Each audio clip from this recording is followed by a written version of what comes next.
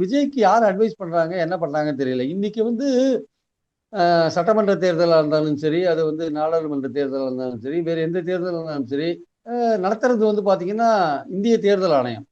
இந்திய தேர்தல் ஆணையத்துக்கு தமிழ்நாட்டுல ஒரு அதிகாரி இருக்கார். அவர் வந்து கோட்டையில உட்கார்ந்திருக்காரு. அர்ச்சனா பட்நாயக்னு சிஇஓ, சீஃப் எலக்டோரல் ஆஃபீஸர். ஆனா இவர் யாருக்கு லெட்டர் எழுதுறாரு பாத்தீங்கன்னா, இங்க வந்து கோயம்பேட்டில் இருக்கிற மாநில தேர்தல் ஆணையருக்கு லெட்டர் எழுதுறாரு. மாநில தேர்தல் ஆணையர் வந்து வெறும் உள்ளாட்சி எலெக்ஷன் நடத்துறதுக்கு தான் அவர் இன்சார்ஜ். அவர் ஆக்சுவலா அவருக்கு லெட்டர் எழுதுறாரு. இப்ப இவரோட நோக்கம் என்ன?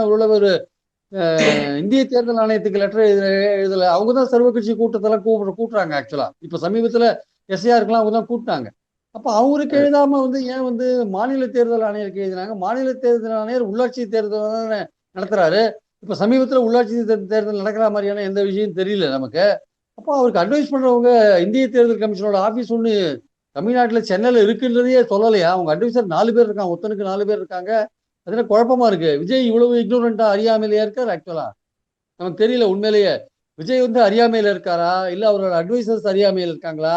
அவங்க ஏன் மாநில தேர்தல் கமிஷனுக்கு லெட்டர் எழுதினாங்கன்னு நமக்கு புரியல சார் ஆக்சுவலா. இந்திய தேர்தல் கமிஷனோட தமிழ்நாட்டு அதிகாரி கோட்டையில உட்கார்ந்து இருக்கிற சீஃப் எலக்டோரல் ஆபீசருக்கு லெட்டர் எழுதணும். அவங்க தான் இந்த எஸ்ஐஆர் விஷயத்தெல்லாம் கவனிக்கிறாங்க. அவங்க தான் வந்து சட்டமன்ற தேர்தல் நடத்துறாங்க.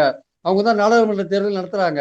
இதுக்காக மாநில தேர்தல் ஆணையருக்கு, உள்ளாட்சி தேர்தல் நடத்துற மாநில தேர்தல் ஆணையருக்கு, ஸ்டேட் கவர்மெண்ட் அப்பாயிண்ட் பண்ணின மாநில தேர்தல் ஆணையருக்கு எதுக்காக விஜய் லெட்டர் எழுதினாரு? அவருக்கு இந்த அடிப்படை விஷயம் கூட தெரியலையான்றது எனக்கு ஆச்சரியமா இருக்கு சார்.